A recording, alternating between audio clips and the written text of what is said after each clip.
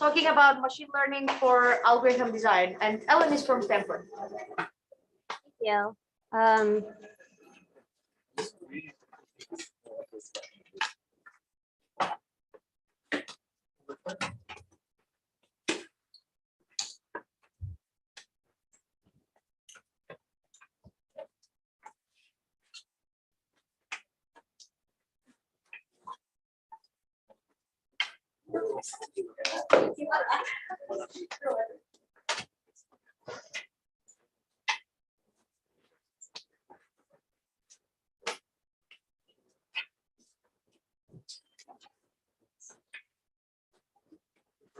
Okay, thank you. So the title of this talk is Machine Learning for Algorithm Design, and my goal is to just give like a broad overview of various ways in which machine learning is now being used for algorithm design. And some of it will tie in pretty directly with things that, say, Anupam was talking about this morning. So just to start off with some pretty broad motivation. So an important property of those algorithms that are typically used in practice is broad applicability, the ability to solve problems across diverse domains.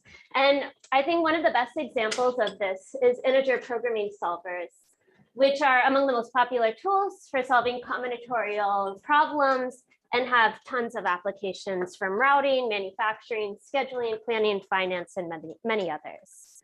However, these very broadly applicable algorithms can often have unsatisfactory default out-of-the-box performance with slow runtimes, poor solution qualities, among other downfalls. And one of the main challenges in using these types of very broadly applicable algorithms is that they often have a ton of tunable parameters. So for example, integer programming solvers like Cplex and Groby come with tons of parameters. Cplex has a 170-page manual describing 172 different tunable parameters. And tuning these parameters by hand is just a notoriously slow, tedious, and error-prone process. But with a good configuration, they can be used to solve very computationally challenging problems. So this raises the question, what's the best configuration of my algorithms for the particular application? And the best one for solving routing problems that a shipping company has to solve day after day, it's probably not particularly well suited for solving the scheduling problems that an airline faces. Another example that I'm going to come to throughout, I'm going to use as an example throughout this talk, is sequence alignment, where the goal is to line up pairs of strings. And sequence alignment also has a ton of applications from biology, NLP, many other areas. So the input to a sequence alignment is like a pair of sequences like these two, and the output is an alignment of those sequences. And there are a lot of different features of an alignment that we might care about. For example, the number of matching characters, the number of mismatched characters, the number of insertions and deletions, or indels for short, where a character is lined up with a gap character, and the number of affine gaps, which are these consecutive sequences of gap characters.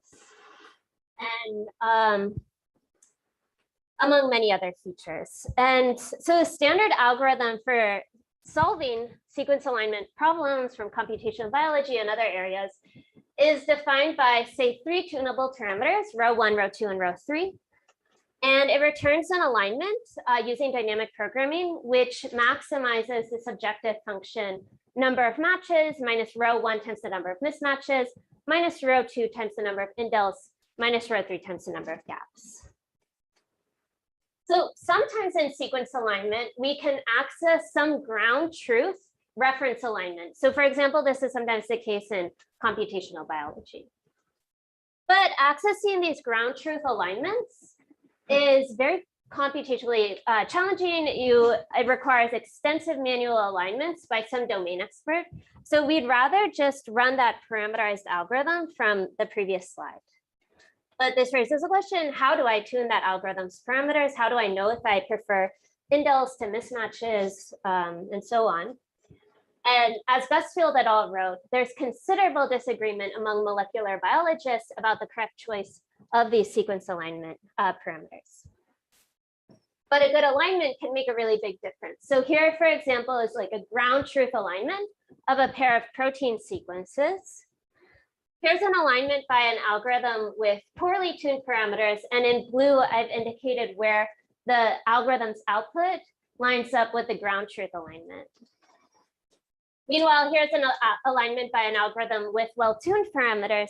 And you can see that the algorithm with well-tuned parameters is able to recover much more of the ground truth alignment. Okay, and one last example of very broadly applicable algorithms is clustering, which have many diverse applications from ecology, biology, network analysis, and so on. And in this, there are many different clustering algorithms one might use to cluster your data. So for example, here are 5 different clustering algorithms that I've used to cluster 3 small clustering instances. And you can see that some of these algorithms do pretty well on some of the instances and pretty terribly on other instances.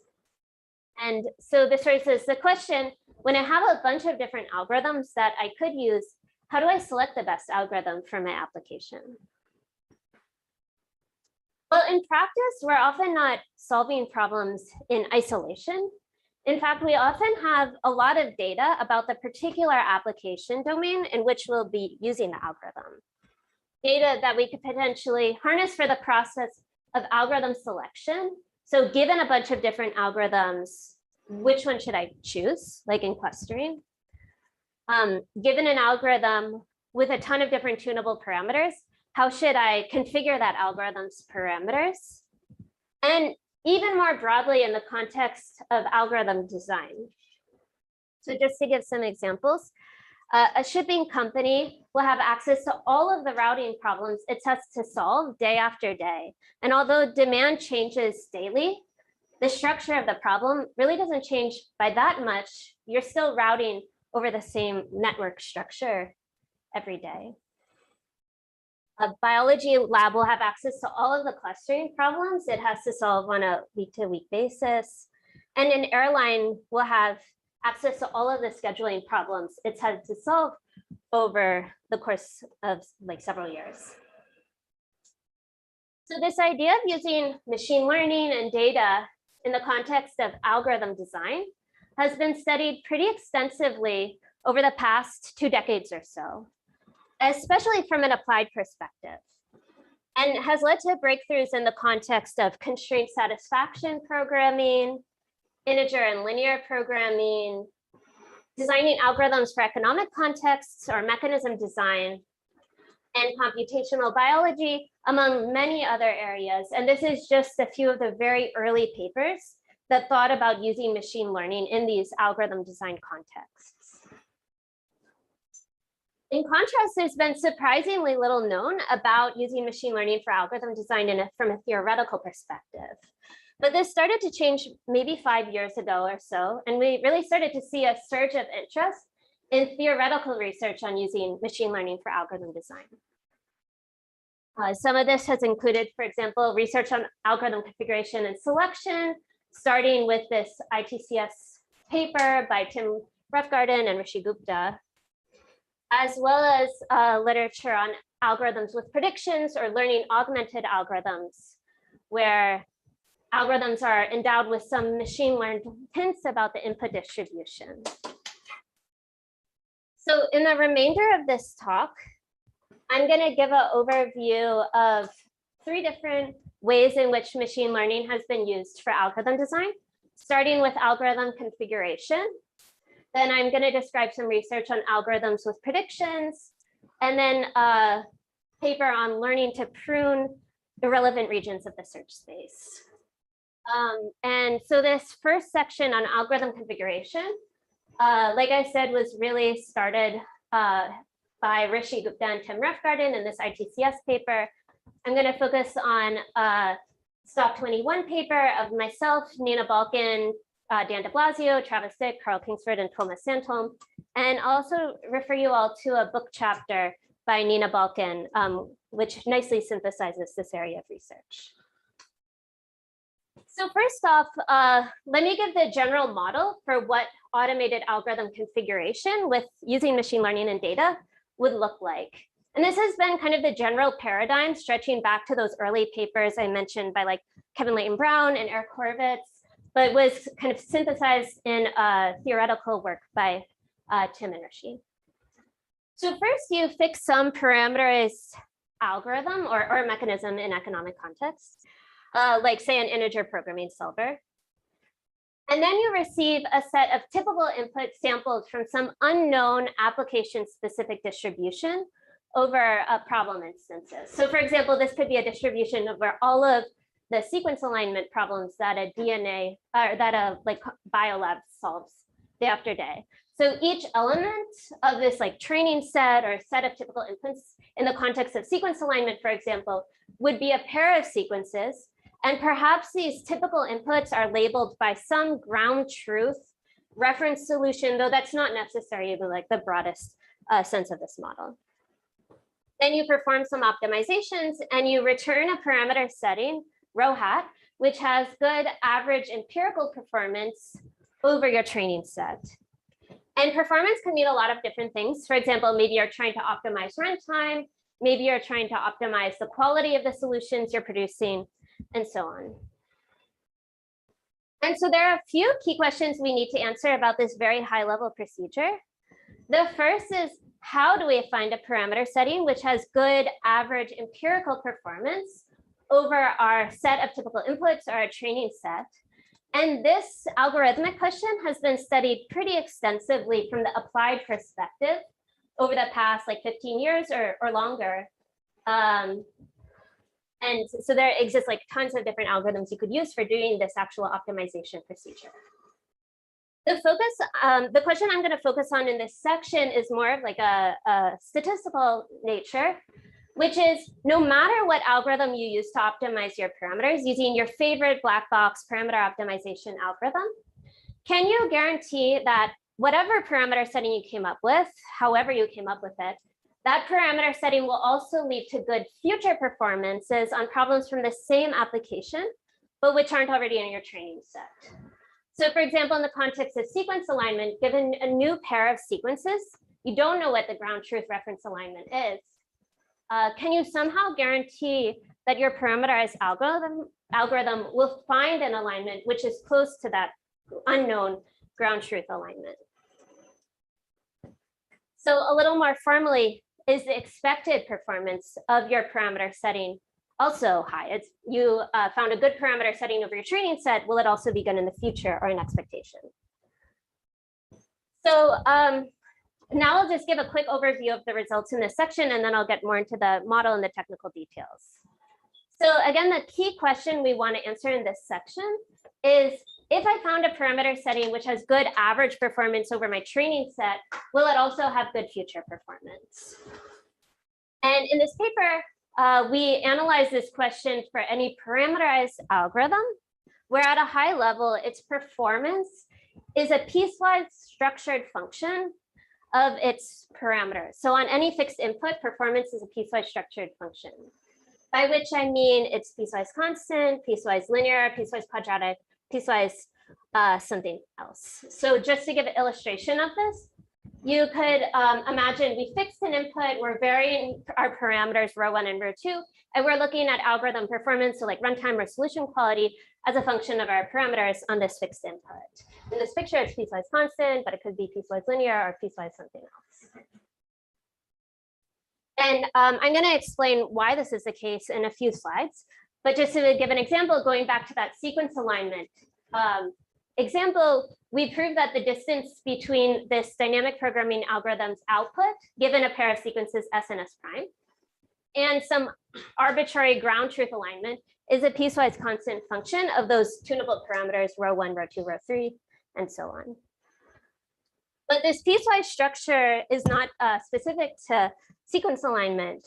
We proved that it unites a bunch of combinatorial algorithm configuration problems, ranging from integer programming, clustering, comp bio, other problems in computational biology beyond sequence alignment, greedy algorithms, mechanism configuration, and others. And I'll also briefly mention there's been line of research on online algorithm configuration. So this is where the problem instances are not necessarily coming from any fixed distribution. They may even be coming online adversarially. And in a Fox paper and follow-up research, we showed that this kind of piecewise structure, in particular piecewise Lipschitz structure, allows you to give no regret learning algorithms for online algorithm configuration. And one more thing I'll note is this line of research on mechanism configuration ties into a really long line of research on machine learning for revenue maximization that I'm not going to get into in this talk. So now, before I get to a bit more formally the model and our results, I want to point out what's the key challenge that we face in providing these types of statistical guarantees. And it's really that algorithms performance in these combinatorial domains is just a very volatile function of its parameters. So you could imagine we're tuning some parameter along the horizontal axis. We're measuring performance like runtime or solution quality along the y-axis. And these performance functions are just very volatile with many jump discontinuities. And intuitively, this is because in these combinatorial domains, if you just tweak an algorithm's parameters by a little bit, you can cause a cascade of changes in the algorithm's behavior. And this causes these sharp jumps in the algorithm's performance, like its runtime or so on. So overall, there's just a very complex connection between an algorithm's parameters and its performance on any given input. Meanwhile, for those functions that we really understand well from a theoretical perspective in machine learning, there's typically a fairly straightforward connection between a function's parameters and its value on any given input. And since we don't have this really predictable structure in the context of combinatorial algorithm design, we have to understand what structure is there which will allow us to provide these types of provable guarantees. Okay, so now I'm going to get a bit more into the model and our problem formulation. So in our model, let's say that RD is a set of all parameter settings. And X is going to be the set of all algorithm inputs. So for example, let's return to the sequence alignment example. There were 3 tunable parameters. So the set of parameter settings is R3, and X would be a set of sequence pairs. So one element of the set X would be like a pair of sequences. It's the inputs to our algorithm. So a little more formally, what do I mean by algorithmic performance? I'm going to use the notation U row of X to denote the utility of the algorithm parameterized by row on the input X. So again, this could be like runtime, solution quality, this is some ground truth solution, and so on. So for example, in the context of sequence alignment, U row of X would be the distance between the algorithm's output and some ground truth solution. And as I alluded to earlier, we're going to make this standard assumption that has been made for many years in this algorithm configuration community, which is that there's some unknown application-specific distribution over inputs to our algorithm. So this is meant to model the application domain at hand. So for example, perhaps this is a distribution over pairs of DNA strands that this biolab has to align from distributions over pairs of protein sequences of some animal or something like that. And now with this notation, I'll tell you like what is the key question we're trying to answer, which is we want to know for any parameter setting rho, can we guarantee that average empirical utility over the training set will be close to its expected utility? So more formally, given samples x1 up through xn, so these are all problem instances drawn from our unknown distribution, we want to know for any parameter setting, what's the difference between that parameter setting's average empirical utility or performance over the training set and its expected utility on our distribution. And I'll just emphasize that like if this difference is small for any choice of the parameters, then you can be certain that so long as you found a parameter setting with good average empirical utility over a training set, it will also have good expected or future utility. Okay, and now I said that in the beginning that our guarantees apply to algorithm families where performance is a piecewise structured function. So let me give you an example of this. And first, let me just remind you what the sequence alignment algorithm looked like. So we're looking at this standard algorithm from sequence alignment defined by these parameters, row 1, row 2, row 3. And this algorithm returns the alignment, which maximizes number of matches, minus row 1 times number of mismatches, minus row 2 times number of indels, minus row 3 times the number of counts. Okay, and now to prove that this piecewise structure holds, I'm going to tell you about this lemma proved by Gusfield et al. In a very different context, but which turned out to be really useful for us, which says the following.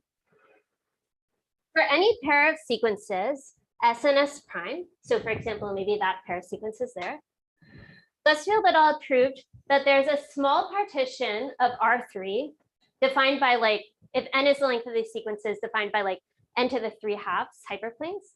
So there's a small partition of R3 such that in any one region, the algorithm's output, so the sequence alignment it outputs, is fixed across all parameter settings in that region. So this is saying, like, for example, if you look at this region here, no matter what parameter setting you use in this region, you're always going to get this particular alignment. And if you move to like another region like this one, no matter what parameter setting you use, you're always going to get that alignment. And this immediately implies that algorithm's utility is a piecewise structured function or piecewise constant function of these parameters using the exact same partition from the previous slide. And remember, utility is the distance between the algorithm's output and some ground truth reference alignment. Yep. So this utility is for a specific pair of sequences, or is it an expectation over the distribution of the? Yeah, so I'll be a bit more specific about this later, but basically our guarantees hold if for any pair of sequences, say any pair of sequences, S and S prime, this structure holds. So this is like fix a pair of sequences S and S prime. Utility is a piecewise constant function of the parameters. And this kind of structure, it can be a different partition, but this structure has to hold for every pair of sequences. It's 3 in R3. What is 3? Yeah. Sorry? It's 3 is the number of parameters. Okay, so it's Yeah, in this picture, I'm just showing 2 parameters just for the sake of the picture, but there would be 3 parameters. Oh, yeah.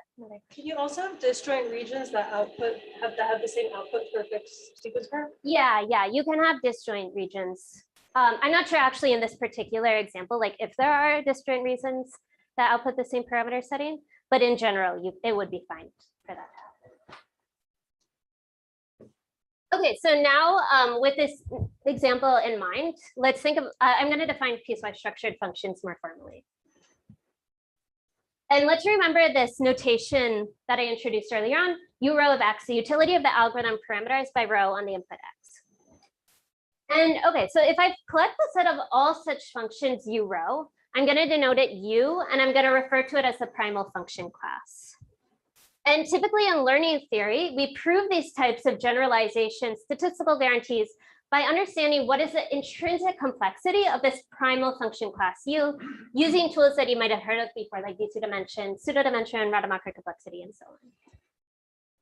But the challenge in these combinatorial algorithm configuration scenarios is that this function class, this primal function class U, is pretty gnarly. So for example, in sequence alignment, every domain element, so every element of the set X is a pair of sequences.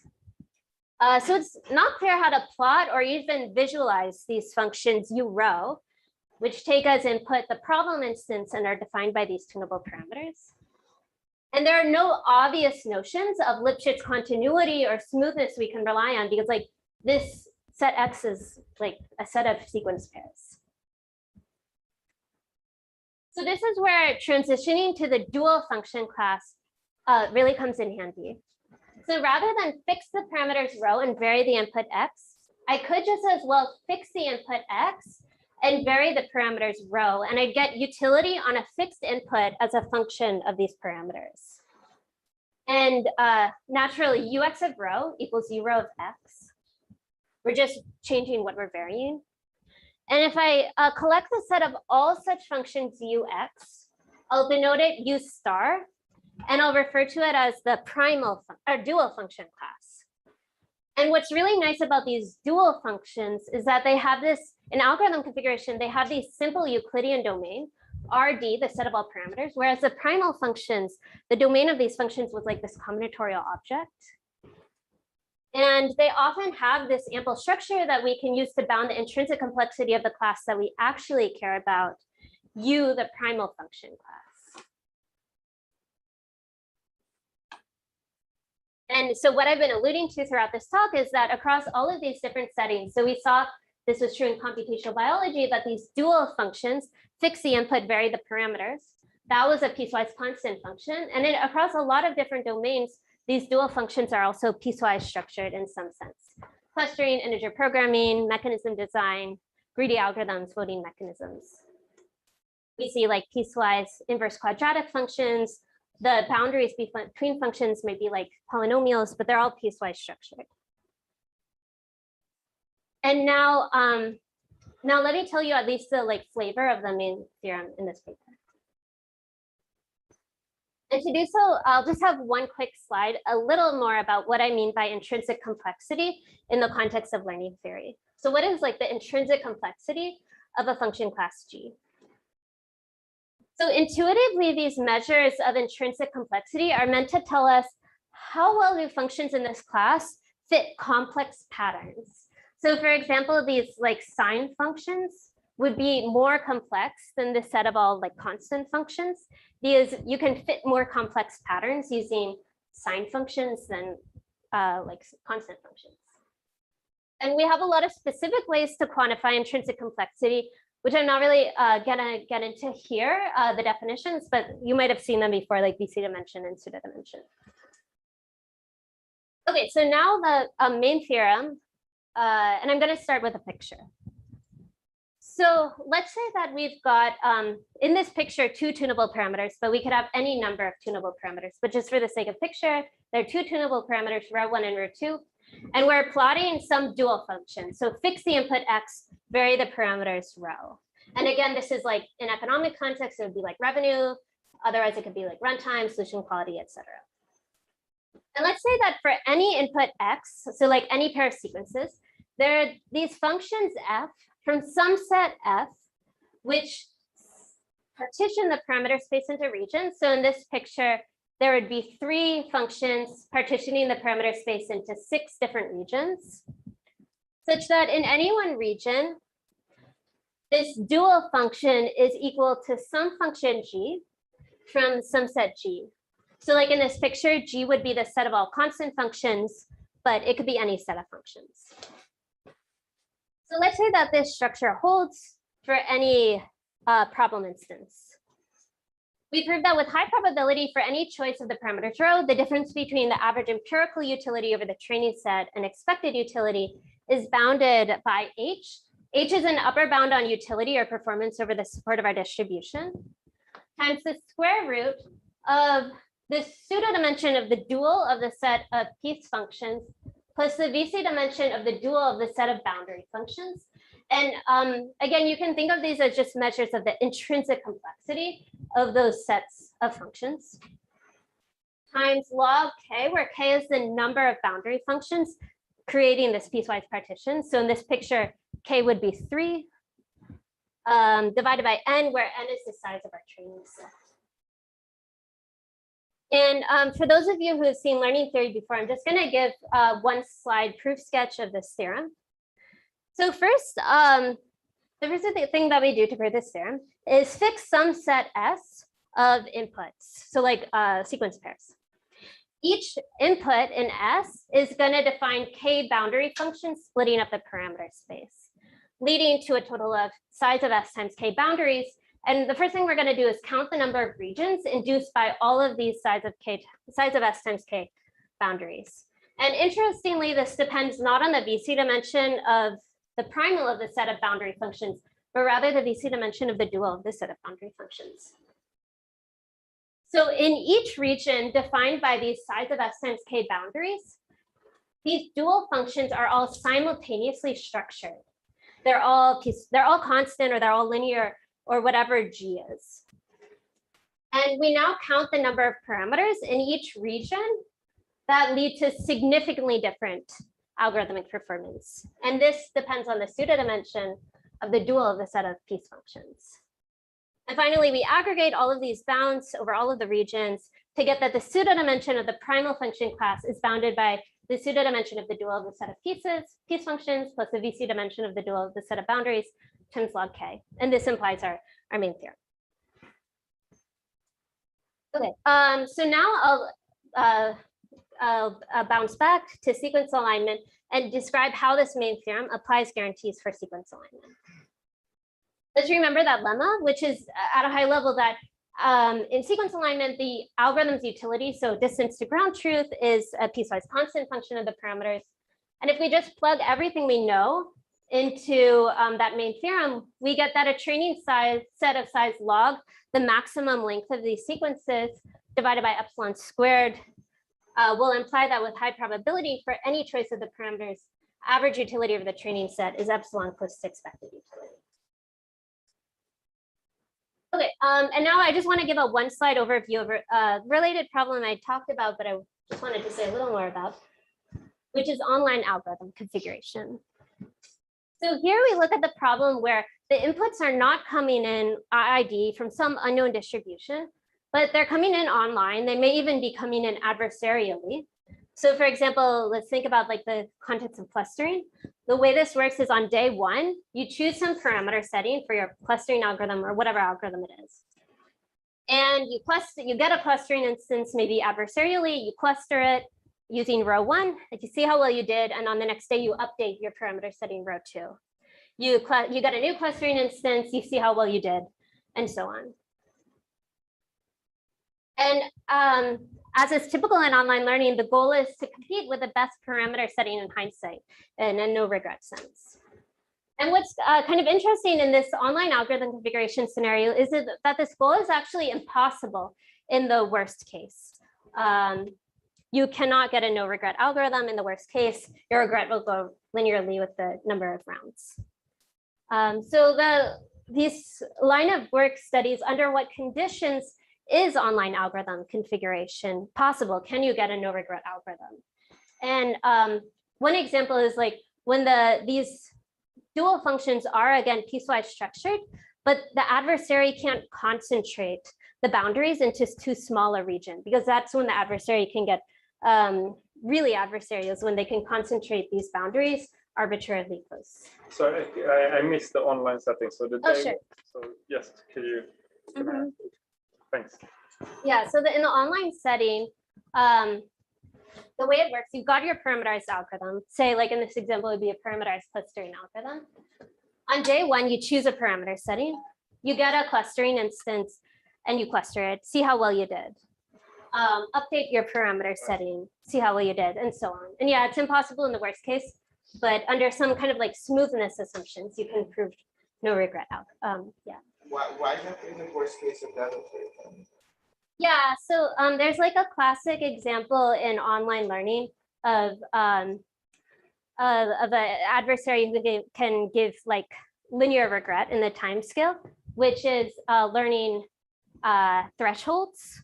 So basically, like you choose a point and the adversary is like, nope, you were totally wrong. The threshold goes in the opposite direction. Then you choose another point, the adversary is like, nope, you were totally wrong. The threshold goes in the opposite direction. And so they can like choose these thresholds in such a way that there exists a point that did perfectly in terms of the thresholds, but you did terribly. And you can kind of embed this problem into the context of algorithm configuration. Okay, so that's what I wanted to say about algorithm configuration. Really, I've got like an hour of time, so I plenty of time to take questions. Sorry, I'm usually used to discrete setting, but let's say if I want my parameters to be bounded using n bits, if my instance of size n, then these issues will go away, or would you then say that like if I'm very unstable in the precision, it would not make a good parameter? How would you? Yeah, I think so. That worst case example of learning thresholds to get a linear regret, which we embed in to get the lower bound, regret lower bound. I think that would require the adversary to have like infinite precision. So with respect to generalization, then I would have only like 2 to the power n many parameters. Yeah. So in general, in learning theory, like if you're describe your hypothesis class with like a bounded number of bits, then yeah, you only really need like the number of bits divided by epsilon squared samples to learn. Yeah, so that's like a general phenomenon in learning. Earlier you had a bound that was related to if you in your training data saw sequences of a certain length. I guess how often do you know what features of your input are relevant to determining how much your sort of ideal parameters are going to fluctuate? Sorry, can you repeat the question? Like, it seems like the sequence length was important for like how you choose your parameters, and if you've seen sufficient sequences in the past of a certain length, that you'll do well on a similar sort of input in the future, right? Yeah. In these situations, do you usually know what kinds of features of the input itself are relevant? So you can say, oh, this input is very different from what I've historically seen. And I think yeah, I guess that's kind of related to ideas, algorithm portfolios. So this, there hasn't been as much theoretical research on this, but there's been a lot of applied research where basically the way it works is like in what I described, you're just learning a single configuration that you're hoping or proving that it will do well in expectation. But you could imagine also you compile like a diverse set of k different parameter settings, and you also learn a function that tells you, given the at runtime, I've got this input, and given features of this input, which algorithm in my portfolio should I use? And so then if like say on half of your instance, in your example, like say on half of your instances, the configurations that do well are totally disjoint or something, that could help still do well in general, like if you could learn algorithm selector. Is that kind of the answer to the question? Yeah, thank you.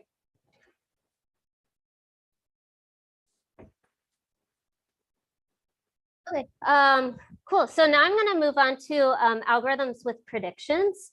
And I'm primarily going to talk, I guess, about a paper that connects really well to Anupam's section of the talk on ski rental by Purohit et al.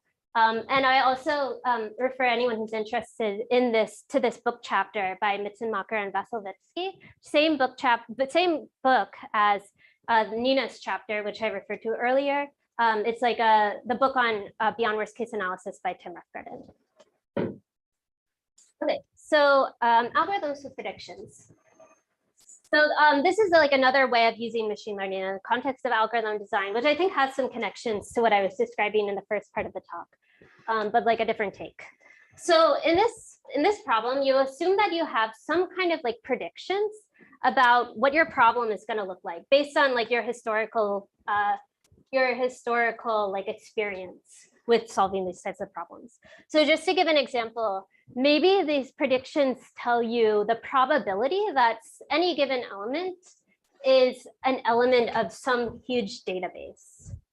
Or in the context of caching, this prediction might tell you the next time you're gonna see an element.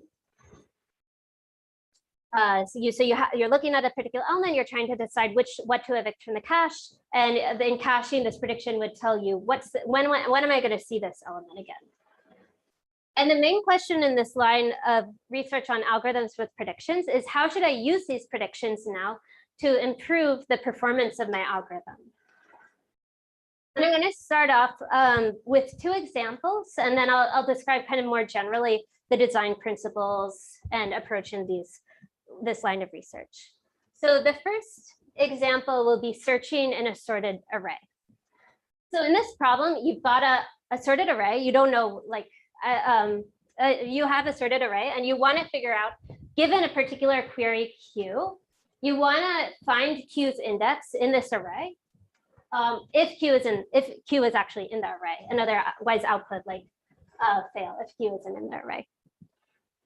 Of course, you can do this and like log the size of the array, but we want to see if we can do it faster using predictions. And in particular, what the predictions we're going to be using is I'll denote as H of Q, and it's a prediction of Q's index in the array. So you can imagine this is like some huge array.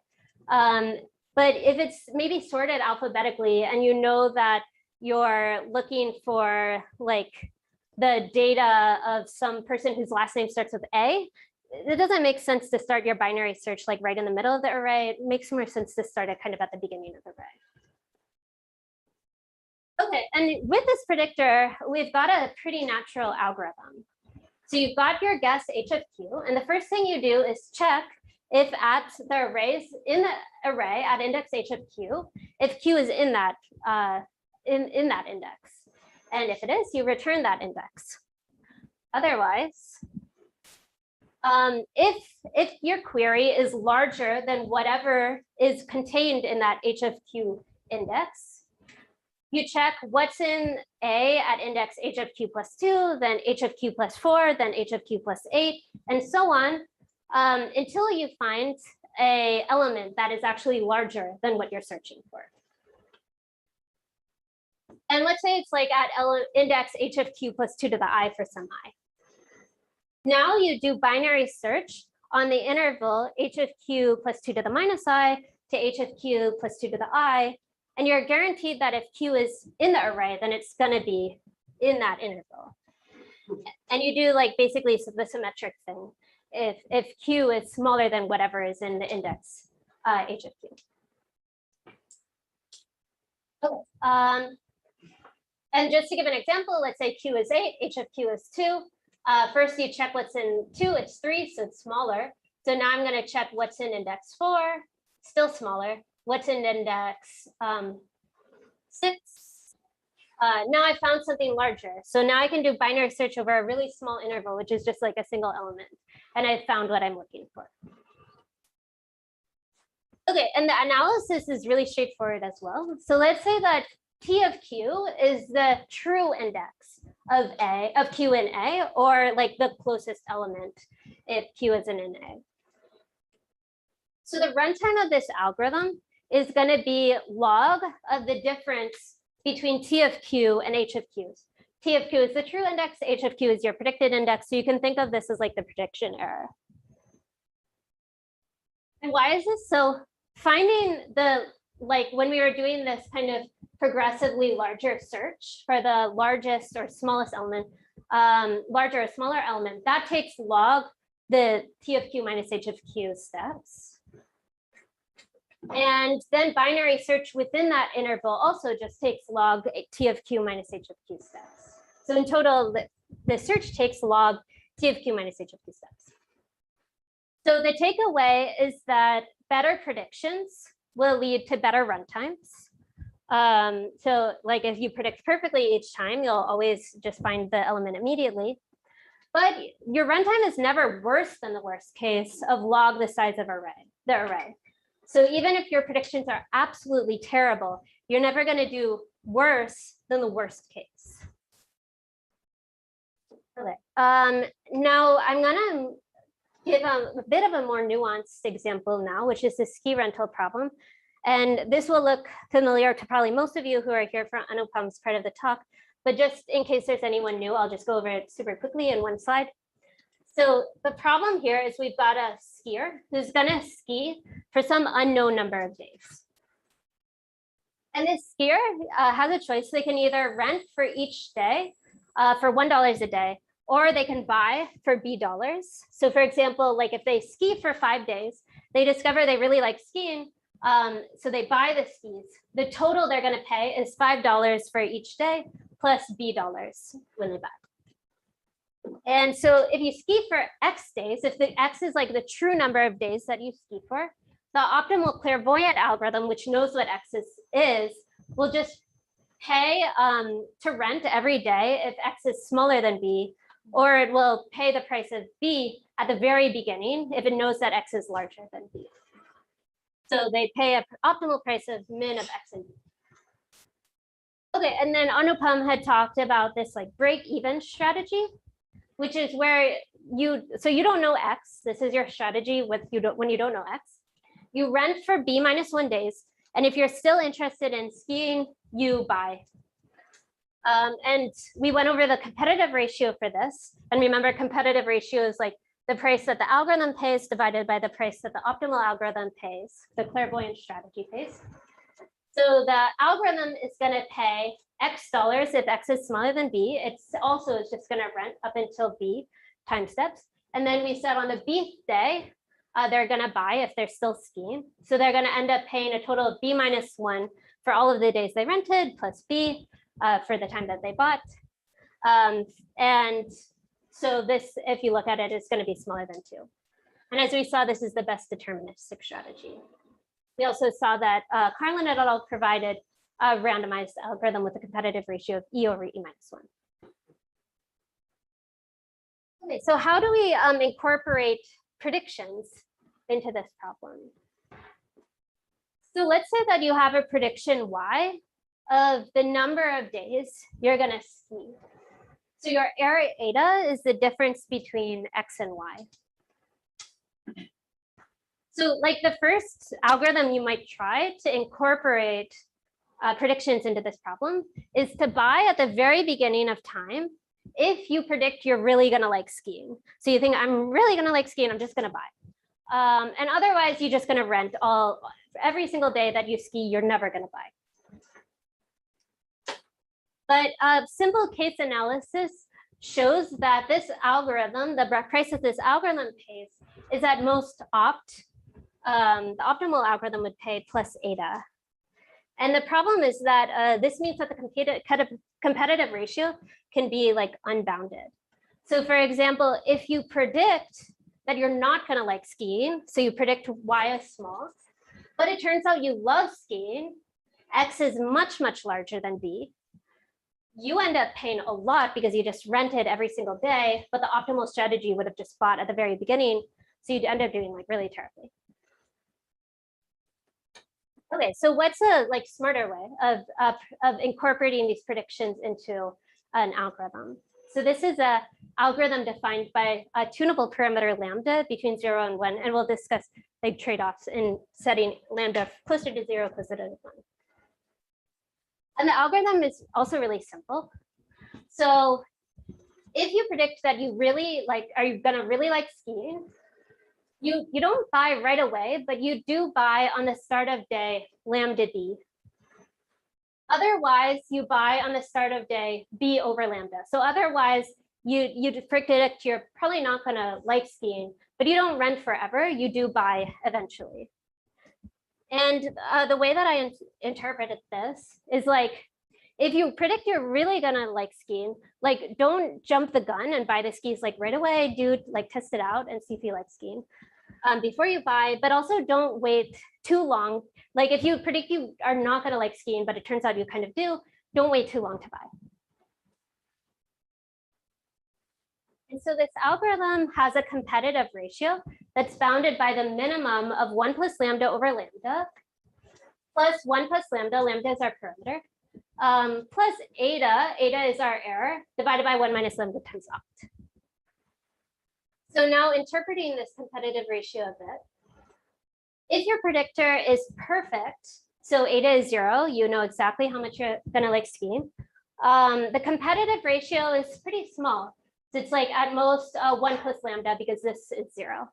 And then we're taking a min. So if like the interpretation is if you trust your predictor a lot, you think that eta is probably going to be small, you might think about choosing lambda also to be small. And if like you choose lambda to be 0 and eta is actually 0, you're going to be doing as well as the like clairvoyant strategy.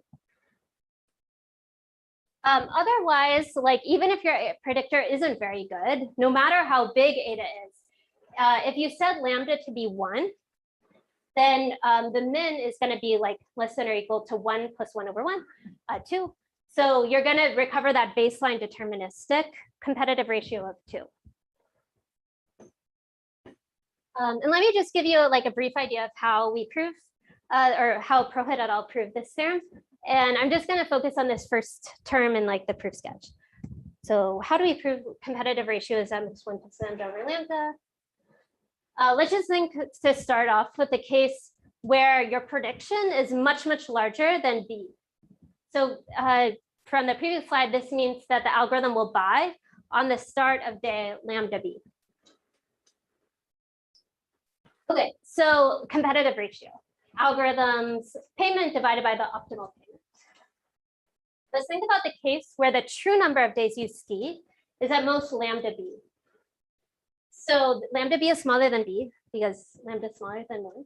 So that means that your algorithm is gonna rent every single day up until day X, and then it's gonna stop skiing. Similarly, the optimal clairvoyance strategy will also just rent every day. So you get a competitive ratio of 1 in that case.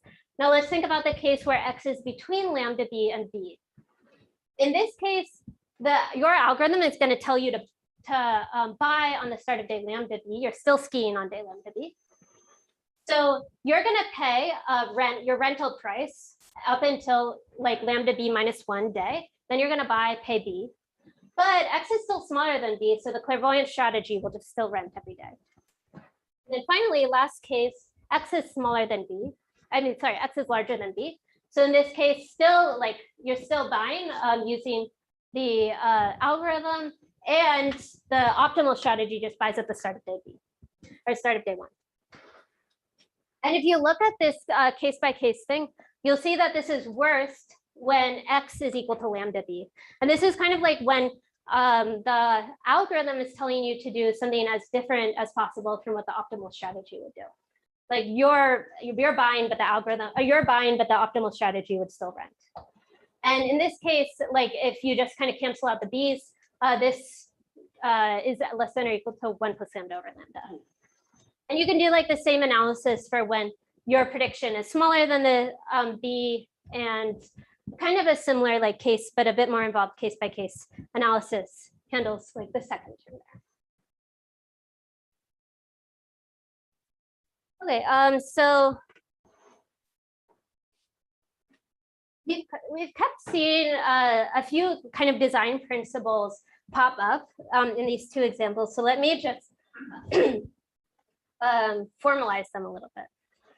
And I think it was the paper by Theodorus and Sergei Vasilevsky that first gave one of the first papers on this kind of using machine learning predictions in the context of algorithm design, and also formalized these two desiderata.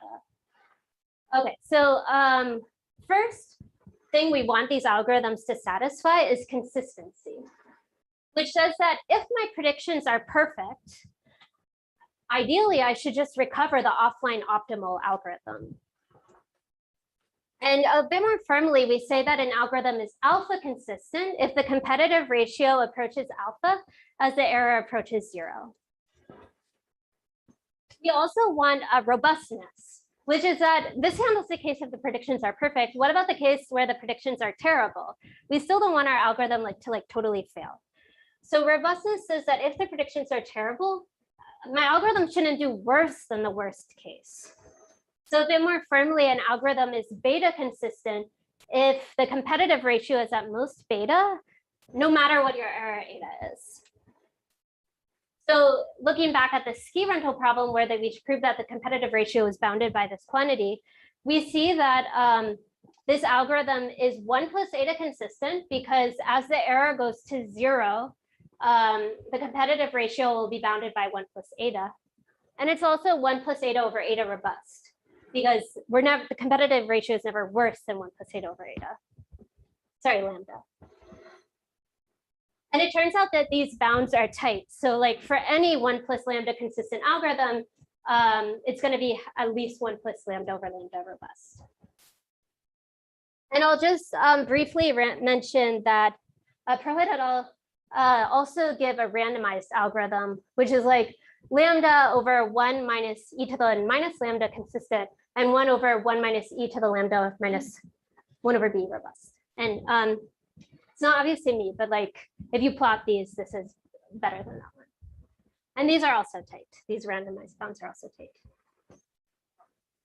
So this has really just scratched the surface on learning with predictions. And there's been like a ton of research in many different areas on this problem, from online advertising, stretching actually back. So you see similar ideas to this, stretching back even to 2007.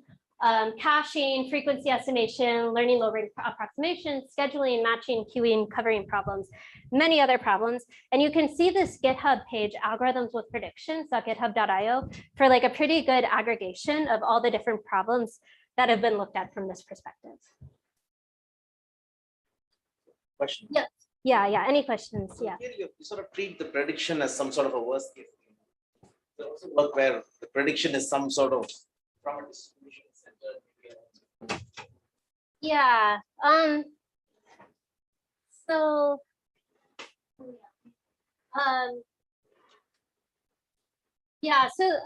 was giving this as a kind of worst case example, but there have been also papers that say the expected prediction error is bounded by eta, and things still worked out in that case. Does that kind of You sort of have some distribution on predictions, which maybe the mode is the truth, but then it's exactly. So this is almost like with probability 1, prediction is bounded by eta, but there have been lots of papers that look at in expectation it's bounded by eta.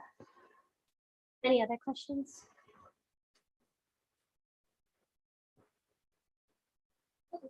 In the last, I just have like maybe one more example, but it's very short and hopefully like fun. So the last example of the day, which is learning how to prune unimportant parts of the search space. And this is my last example. I think it's like 10 minutes, and then I'll move to conclusions and future directions. And this is from a paper with Daniel Alavi, who's here, Adam Kalai, Katrina Lidget, Kim Musco, Christos Samos from Cold 19. And to motivate these results, I'll tell you about growing up in this beautiful town called Lincoln. And so when I was growing up in Lincoln, we used to go to this nearby city called Burlington all the time. And there were a couple of different routes that we might take between Lincoln and Burlington, because traffic would vary daily, but there were only a couple of routes that we would ever take. But there was a bunch of like dirt, muddy roads that did connect Lincoln and Burlington, but which we knew would like never ever be on the shortest path between Lincoln and Burlington. However, worst case algorithms like Dijkstra's algorithm would waste time searching these muddy dirt roads that we as humans knew would just never be on the shortest path between these two towns. So the goal this motivates the overall goal in this paper, which is to quickly solve sequences of similar problems, like say the problems that a commuter would face driving to work every day, while exploiting common substructures to like solve these problems faster, and then the worst case algorithm would solve them. And the insight is that there are often large swaths of the search space that simply never ever contain the optimal solution. And our goal is going to be to learn to ignore them. So we saw an example where that was the case in routing. We knew that like the optimal solution would never go along those dirt roads. But this is also true in the context of like linear programming, where there's typically only a handful of constraints that ever actually bind, as well as say string search, where there's large portions of DNA strings, let's say, that like never will contain patterns of interest. So a bit more generally, our model in this paper is that there's some function f that maps problem instances in X to solutions, I'll call them Y. And the learning algorithm is going to receive a sequence of inputs, X1, X2, up their Xt. And so, for example, each Xi might represent the edge weights on a fixed road network varying day after day. And our goal is going to be to correctly compute this function on most of the rounds while minimizing the time we take to do so. So just to be clear, the worst case algorithm would just compute and return this function f of xi for each input xi in our model. Okay, but how do we hope to do this faster? Well, we're going to assume that we have access to other functions mapping x to y, which are faster to compute and defined by subsets or prunings S of a universe U. So this universe U is meant to represent the entire search space, and S is like a subset of the search space. And we'll denote the function we're computing corresponding to the pruning S of the universe U as Fs. And the function that the worst case algorithm would compute is just search the entire search space, which we denote as Fu. So for example, maybe U is all the edges in a fixed graph and S is a subset of those edges. So if we compute Fu, it tells us the shortest path through the whole graph, and Fs would tell us what's the shortest path contained within this subset of edges, if one exists. And one more thing about our model is that we're going to assume that there exists some set S star of X for every input X, which is like our minimally pruned subset. Specifically, we require that f of s of x, so some pruning, you look at some pruning, check out the function fs evaluated on x, will equal the optimal solution if and only if this minimally pruned set is a subset of s. So for example, in shortest path, the minimally pruned subset that needs to be in your pruned set in order to find the optimal solution is simply the shortest path. So now let me tell you about our algorithm. First, we initialized our prune set, S1, to be the empty set. And for each round j from 1 up through t, first we receive our problem instance xj. And with probability 1 over square root of j, we explore, which means that we just compute the optimal solution, f of xj. And we compute that minimally pruned subset as star of xj. So in the routing example, these would both just be the shortest paths. And now we update our pruned set. So sj plus 1 will include, we update to include our minimally pruned subset. Like we update it to include the shortest path. And otherwise we exploit, which means we just compute the function f like contained within our minimally pruned subset on the input xj, and we don't update our pruned subset. So that's the algorithm. And so just to recap, when I tell you about our guarantees, basically at each round j, we compute fsj for some sj. Sj is either the entire universe or it's our pruned subset. And this set sj depends on what we've seen on all the previous rounds.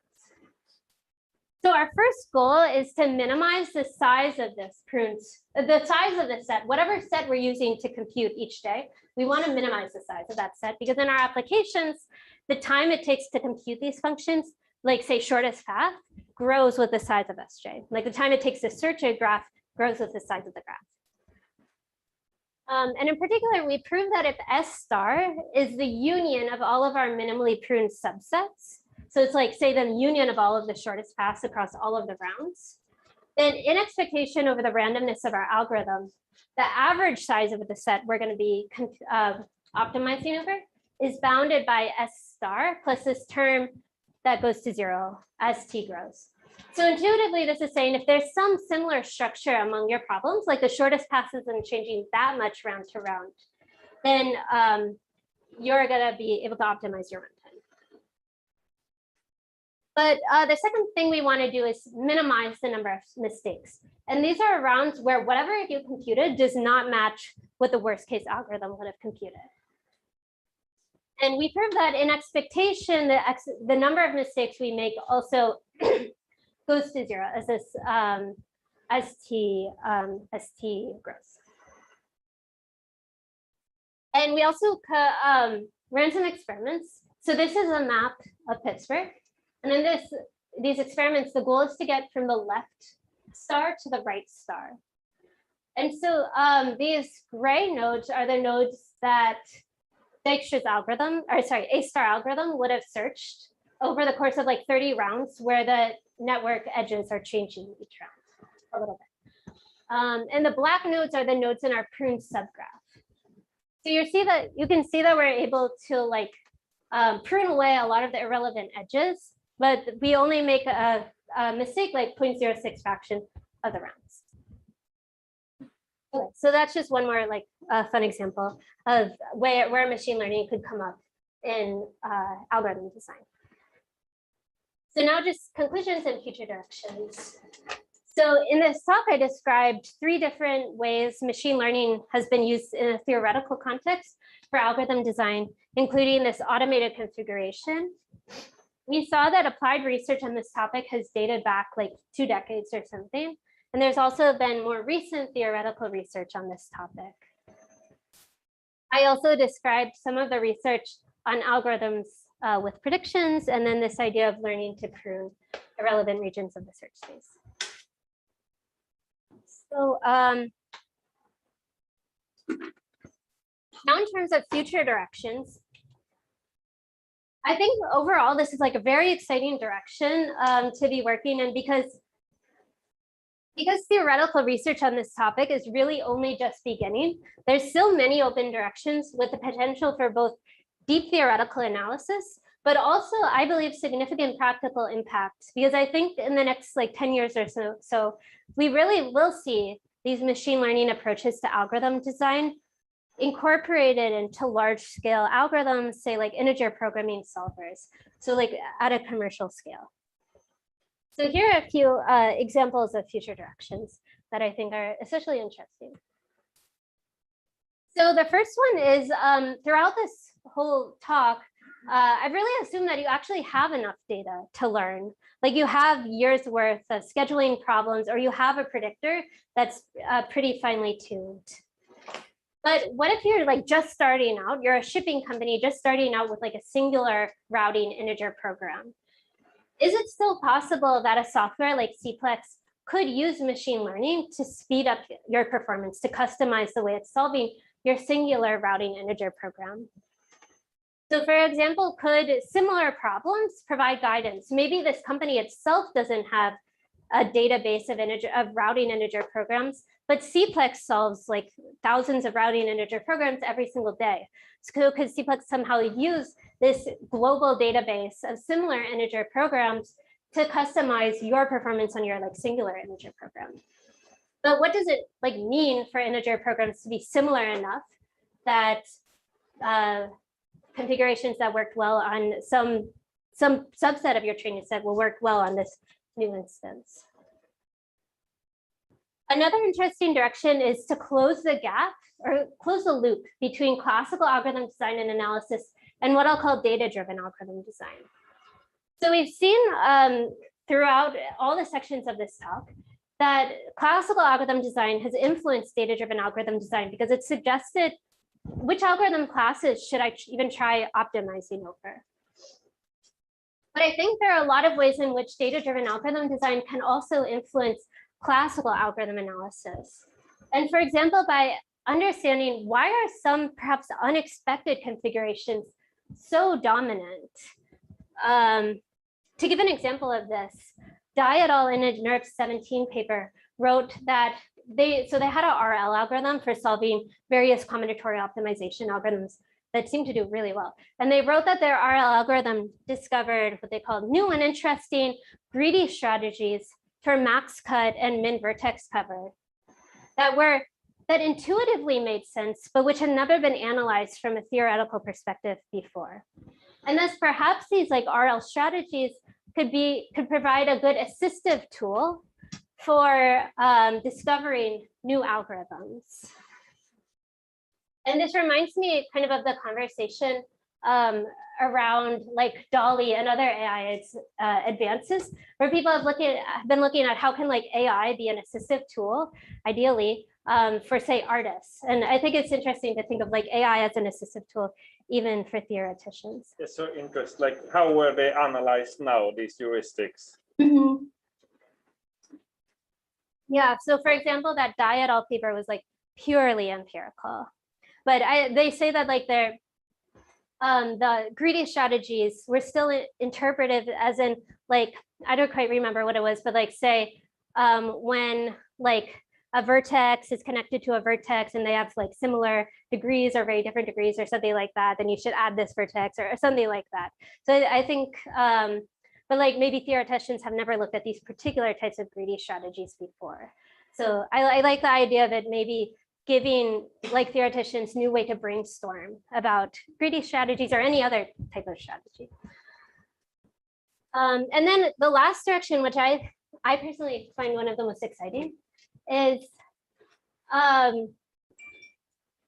prior applied research has, by Dai et al. And for example, Shipra and others, has shown that these machine learned algorithms you like train on a small instance, but then they actually scale to instances that are maybe like 10 times larger or even larger than that. And I think like the ideal goal would be to eventually be able to train on small instances and then use that machine learned algorithm to solve instances that no one has ever been able to solve before. Like there are like integer programming instances that have just been open for like decades. No one's ever been able to solve them using existing IP solvers. And one of the big challenges in using, say, machine learning for integer programming is that getting training data is super expensive because you have to solve, like say you're training on similarly sized instances to what you're then trying to solve, like training, like getting a single training data point will take really long because you have to solve this integer program. So if you could like if you could train on really small instances and then use what you learned to solve really big instances, that's really exciting.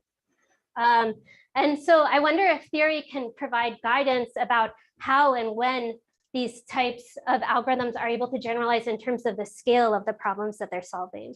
So just to give example, maybe the scale, like you're solving a problem over a graph, which is getting bigger and bigger and bigger, but it's still being like generated from some fixed underlying generative process. Can we somehow use like theoretical analysis techniques to understand like, how can I learn an algorithm that will be able to train on these small instances and then generalize to like a huge instance? So with that, I'll wrap up. Thank you.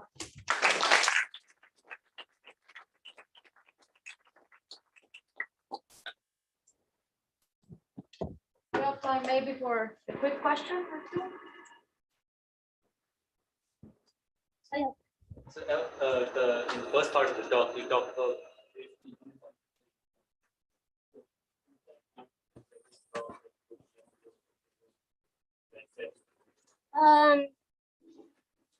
Yeah, so like, yeah, I guess not in the context of algorithm configuration per se, though in learning theory more generally, like you might prove generalization bounds that are like specific to the type of algorithm that you're using to optimize the parameters.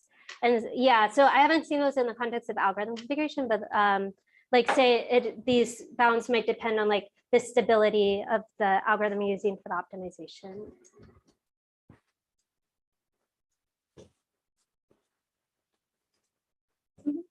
So in the learning tutorial thing, it seems like what the proving set is basically you're trying to find a good prediction, right? It's like one way to like come up with predictions that can then use algorithms that like depend prediction.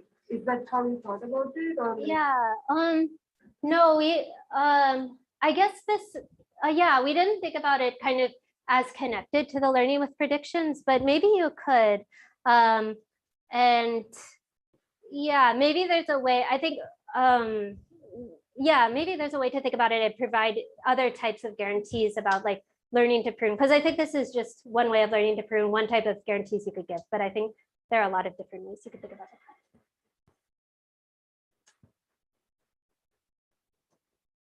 All right, let's send Ellen again.